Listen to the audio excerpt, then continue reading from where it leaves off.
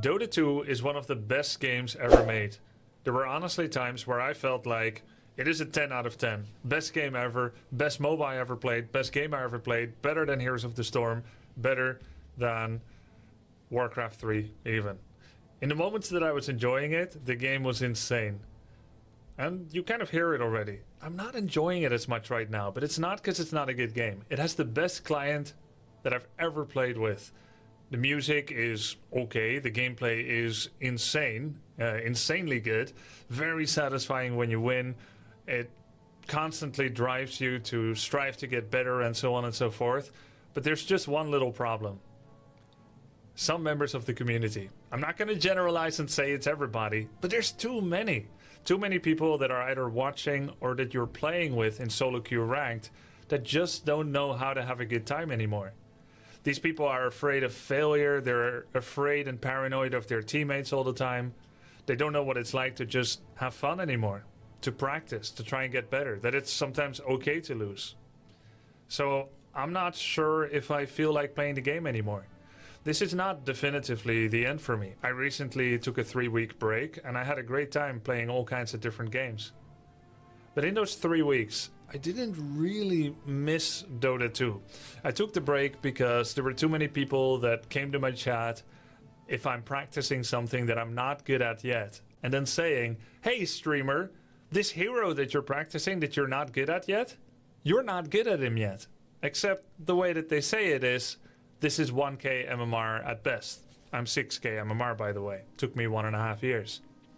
They would say things like, if you were on my team, I would be reporting you. Why are you griefing? This hero is not for you. Right? And everyone starts somewhere. Everyone starts practicing somewhere. And in the 1.5 year that I've played Dota 2, I came a long way. I'm so grateful for the reception that I've had in the Dota scene. I just started innocuously playing Dota 2 one day. Part of my variety journey, I was going to try League, I was going to try Dota, and Dota 2 got its teeth in me. And it sounds predatory when I say that, but really, Dota 2 changed my life for the better. It was super pog, it was super hype starting to play Dota 2.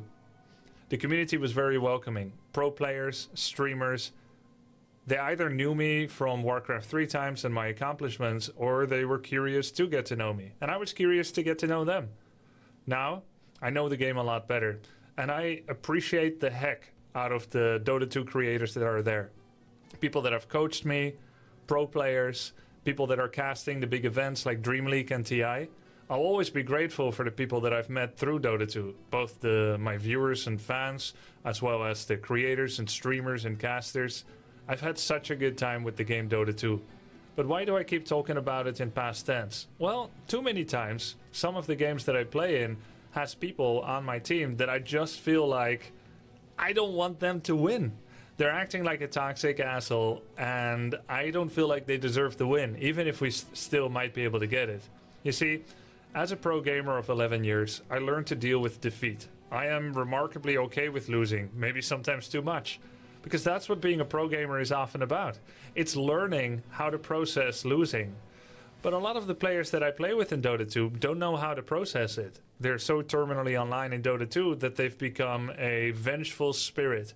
Enjoyed the game once, but now just beholden to the experience, and they don't feel like there's much joy in their gaming anymore, but they're still doing it because it's the thing they're familiar with. There's a lot of good games out there, and I refuse to spend all of my time playing a game where the main goal is to have fun, even if I'm a freaking tryhard at it. If I've got people on my team that just make me want to not play anymore, I think there's better ways to spend my time. Now, for a large part of that journey, I saw this kind of behavior, and I said to myself, I can handle it. I can deal with it. Sometimes you just mute the toxic players, or you pre-mute everybody, or the game is so good that despite of that aspect, you may still feel like it's okay, right? You toughen up a little. I think in a way, it was kind of good for me. You know, I'm mostly kind of a sensitive guy, I think. And I don't think it's weak to admit that. I'm sensitive to bad influences. I'm sensitive to people that do not want the best for you, but you're cooperating with them anyway. And I've got a lot of respect for people that are locked into a job, whatever it is. Some of you guys that are at a job where you're forced to work with someone on your team, right? You're forced to make the bottom line for your company work because that's your job and that's how you make rent or mortgage, right? And you don't like them at all. They're toxic. They're making you less motivated in your work, but you've got to be professional, disciplined. You got to gray wall them. You got to, you know, I have an insane amount of respect for that. And there's not a moment that I don't realize how lucky I am to be a streamer, a tryhard casual with the entire rich pickings of the gaming scene at our disposal. And I think it's a massive golden age of mankind in general right now. Like, I know it's cool to like look at the past and say, oh, this was better in the past and whatever, or in the future we're gonna have spaceships. I think we're in a freaking golden age right now. I lived through the birth of the internet. I lived through the birth of amazing games like Warcraft 3 and Dota 2, and there's so many good games coming out right now, and are out right now that are ready to be explored. And I don't think it's worth it to like play Dota 2, which is a 10 out of 10, when the community sometimes can be quite disappointing. And I should avoid not to generalize, because there's a lot of passionate viewers and players that I've met, and it was so much fun playing with them. At its best, Dota 2 is an insanely great experience, and it may still be right for you to play it now. Hell, I may come back to play it again. I had a 3-week break and I came back and I played for a day or two, and I really enjoyed my first day back. I thought, yeah, Dota 2 is back on the menu. But it only took 1 or 2 bad experiences to remind me that I don't have to do this. My content is not beholden to this. There's lots of different things I could be doing. Lots of different games I could be interested in. And you know, out of 100 games that I play, there's only one where I'm getting that experience. Some people say that late stage ranked in League of Legends may have the same experience. There's no voice chat, which makes it a little bit more impersonal. But I didn't get that far in League of Legends, at least not yet. In Dota 2 I did get that far. I grinded from unranked and not knowing the game at all to 680 MMR in Herald, and then I took 420 days to go from Herald, which is the lowest rank there is, all the way to Immortal, which is the highest rank there is. Even though there's still an insanely big spectrum of skill difference in the Immortal slice, in the Immortal spectrum. So, what am I saying? Am I definitively quitting and never playing Dota 2 again? I'm not saying it definitively. But I don't look forward to a lot of days or a lot of games like the one I had today. And I think there's other games to play. I want to like it. I want to pre-mute everybody and say, hey, it doesn't matter if they're toxic. But you know, while pre-muting can be the right choice for someone that's forced to play Dota 2 because it's their main livelihood as a creator, or a pro player that's looking to get better and is forced to grind pubs, or even players that, like you guys watching right now, that think that Dota 2 is the best game ever, as I have felt for a long time, and it may still be the case. I may still think that, right? And if Dota 2 is your only game, I think pre-muting everyone is a great strategy. It's just the thing is, I like to leave the window open for light as well, and not just close the window against burglars.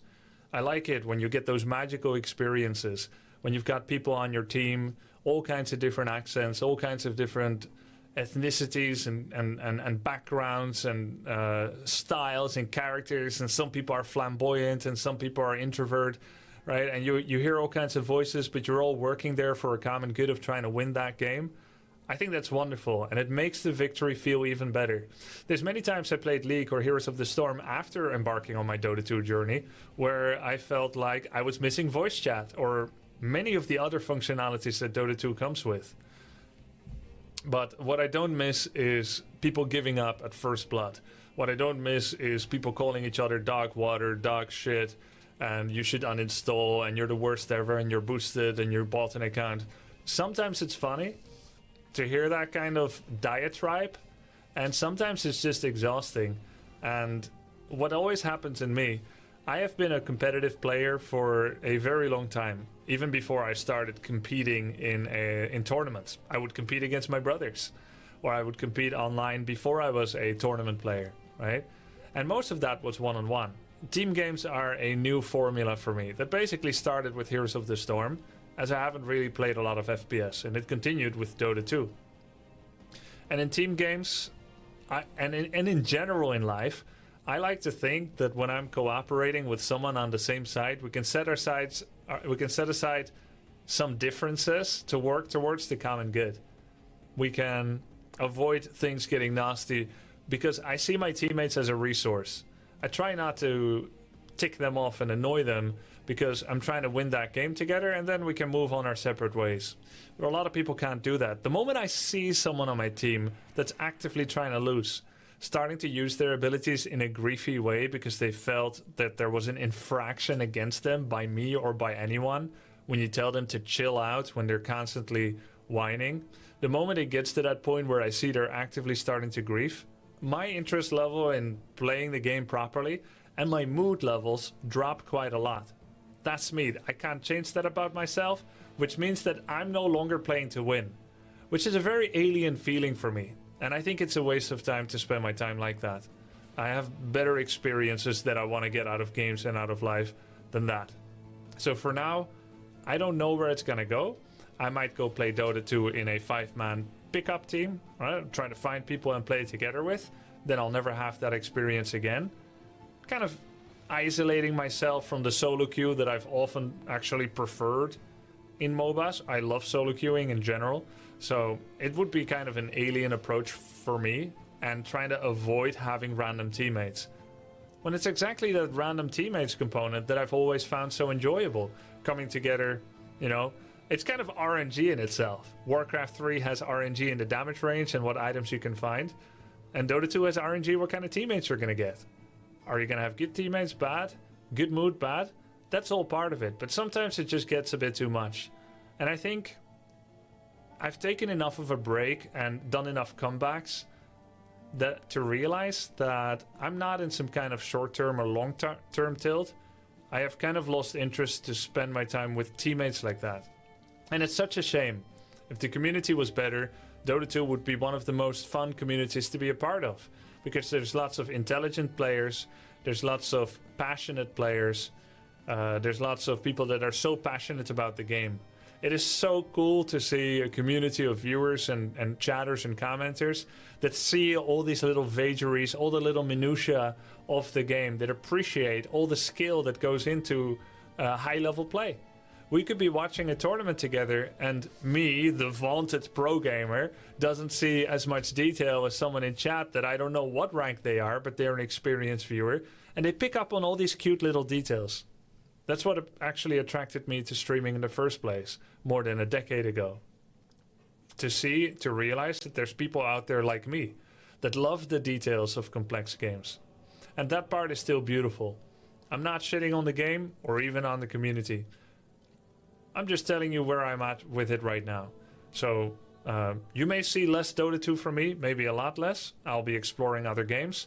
Let's try not to see this as a bad thing.